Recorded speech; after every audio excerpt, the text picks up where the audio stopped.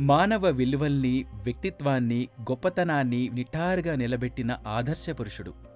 ధర్మం పోతపోస్తే రాముడు, ఆదర్శాలు రూపుకడితే రాముడు, అందం పోగేస్తే రాముడు, ఆనందం నడిస్తే రాముడు, వేదోపనిషత్తులకు అర్థం రాముడు, మంత్రమూర్తి రాముడు, పరబ్రహ్మం రాముడు, లోకం కోసం దేవుడే దిగివచ్చి మనిషిగా పుట్టినవాడు రాముడు. ఎప్పటి త్రేతాయుగం రాముడు. ఎన్ని యుగాలు దొర్లిపోయాయి, అయినా మన మాటల్లో, చేతల్లో, ఆలోచనల్లో అడుగడుగునా రాముడే. చిన్నప్పుడు మనకు అమ్మ స్నానం చేయించగానే నీళ్లను సంప్రోక్షించి చెప్పిన మాట శ్రీరామరక్ష సర్వజగద్రక్ష. బొజ్జులో ఇంత పాలుపోసి ఉయ్యాల్లో పడుకోపెట్టిన వెంటనే పాడిన పాట రామలాలి మేఘశ్యామలాలి. మన ఇంట్లో గుమ్మంపై వెలిగే మంత్రక్షరాలు శ్రీరామరక్ష సర్వజగద్రక్ష. మంచో చెడో ఏదో ఒకటి జరగ్గానే అనాల్సిన మాట అయ్యో రామ. వినకూడని మాట వింటే అనాల్సిన మాట రామరామ. భరించలేని కష్టాన్ని పర్యాయపదంగా మనం వాడేది రాముడి కష్టం. తండ్రి మాట జవదాటని వాడిని పొగడాలంటే రాముడు. కష్టం గట్టెక్కే తారక మంత్రం రాముడు. విష్ణు సహస్రనామం చెప్పే తీరిక లేకపోతే అనాల్సిన మాట శ్రీరామ శ్రీరామ శ్రీరామ. అన్నం దక్కకపోతే అనాల్సిన మాట అన్నమో రామచంద్ర. వయసుడిగిన వేళ అనాల్సిన మాట కృష్ణ రామ. తిరుగులేని మాటకు రామబాణం. సకల సుఖశాంతులకు రామరాజ్యం. ఆదర్శమైన పాలనకు రాముడి పాలన. ఆజానబాహుడి పోలికలకు రాముడు. అన్ని ప్రాణులను సమంగా చూసేవాడు రాముడు. రాముడు ఎప్పుడూ మంచి బాలుడే. ఆదర్శ దాంపత్యానికి సీతారాములు. గొప్ప కొడుక్కు రాముడు. అన్నదమ్ములు అనుబంధానికి రామలక్ష్మణులు. గొప్ప విద్యార్థి రాముడు.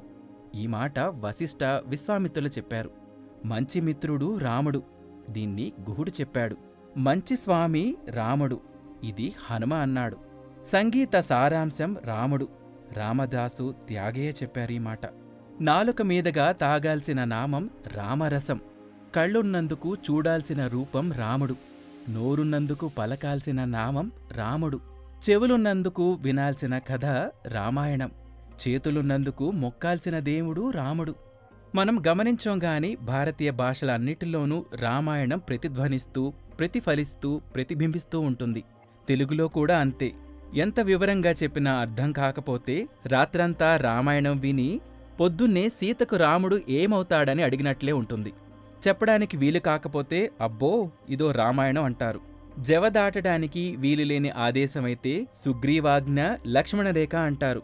ఎంతమంది ఎక్కినా ఇంకా చోటు మిగిల్తే అదొక పుష్పక విమానం. కబళించే చేతులు, చేష్టలు కబంధహస్తాలు. వికారంగా ఉంటే శూర్పణఖ. చూసిరమ్మంటే కాల్చిరావడం హనుమ. పెద్ద పెద్ద అడుగులు వేస్తే అంగదుడి అడుగులు. మెలకువలేని నిద్ర కుంభకర్ణుడి నిద్ర. పెద్ద ఇళ్ళు లంకంతెల్లు. ఎంగిలి చేసి పెడితే శబరి. ఆడవారి గురించి అసలు ఆలోచనే లేకపోతే ఋష్యశృంగుడు. అల్లరి మూకకు నిలయం కిష్కింధకాండ. విషమ పరీక్షలన్నీ మనకు రోజూ అగ్ని పరీక్షలే. పితిరీలు చెప్పే వాళ్ళందరూ మందరలే. యుద్ధమంటే రామరావణ యుద్ధమే. ఎప్పటికీ రగులుతూ ఉండేవన్నీ రావణ కాష్టలే. కొడితే బుర్ర రామకీర్తన పాడుతుంది అంటారు. సనాతన ధర్మం ప్రపంచానికి ఒక వరం లాంటిది. సనాతన ధర్మం యొక్క గొప్పతనాన్ని మేము untold stories from Hinduism, Vedic facts, ధర్మ సందేహాల ద్వారా మనలో చాలామందికి తెలియని విషయాలు చెప్తూ జాగృతిపరిచే ప్రయత్నం చేస్తున్నాము. సనాతన గొప్పతనాన్ని చాటేందుకు వీడియోస్ను లైక్ చేయండి, అలాగే షేర్ చేయండి. సబ్స్క్రైబ్ చేయడం ద్వారా మాకు సపోర్ట్ ఇవ్వండి. అలాగే మీ అభిప్రాయాలను కామెంట్స్ రూపంలో పంచుకోండి.